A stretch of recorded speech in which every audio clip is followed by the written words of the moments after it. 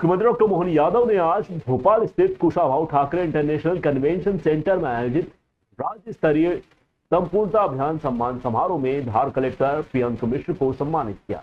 धार collector Priyank Mishra को सम्मानित करते हुए मुख्यमंत्री डॉक्टर यादव धार जिले में संपूर्णता अभियान के सफल क्रियान्वयन वहीं उल्लेखनीय उपलब्धियों के लिए कलेक्टर प्रियंक मिश्रा को मुख्यमंत्री ने मंच पर बुलवाकर संपूर्णता अभियान सम्मान तथा स्वर्ण पदक प्रदान किया। इस अवसर पर मुख्यमंत्री ने कहा कि संपूर्णता अभियान शासन की योजनाओं को जन जन तक प्रभावी ढंग से पहुंचाने का सशक्त माध्यम बना हुआ है। धार जिले का प्रदर्शन पूरे प्रदेश के लिए प्रेरणा स्रोत है। जिले में संपूर्णता अभियान के प्रभावी क्रियान्वयन के लिए यह सम्मान दिया गया है। समारोह में मौजूद अतिथियों ने कलेक्टर प्रियंक मिश्रा को इस उपलब्धि पर बधाई दी। प्रशासन का जो मूलभूत सिद्धांत है वो ये है कि जो शासन के द्वारा जो भी नीतियां बनाई जाती हैं या जो योजनाएं बनाई जाती हैं हमें उनका क्रियान्वयन करना है।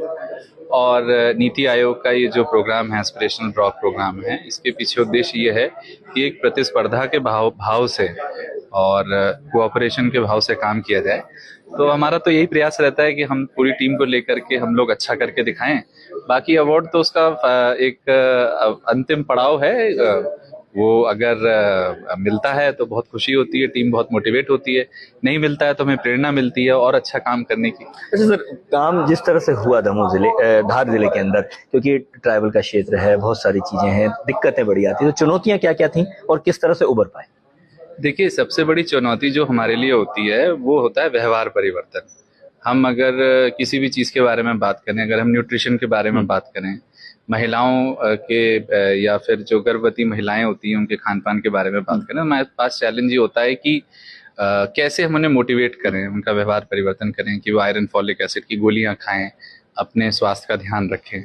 और वो चैलेंज ऐसा है कि उसके लिए जब तक पूरी टीम, और टीम में केवल शासकीय सेवक ही नहीं, सामाजिक कार्यकर्ता, धार्मिक जो हमारे संगठन हैं और जो हमारे महिलाओं के संगठन हैं, स्वयं सहायता समूह, सबको लेकर के ही ये काम हो पाता है। और ये निरंतर प्रगतिरत कार्य है, ये ऐसा कभी पूर्ण नहीं हुआ है।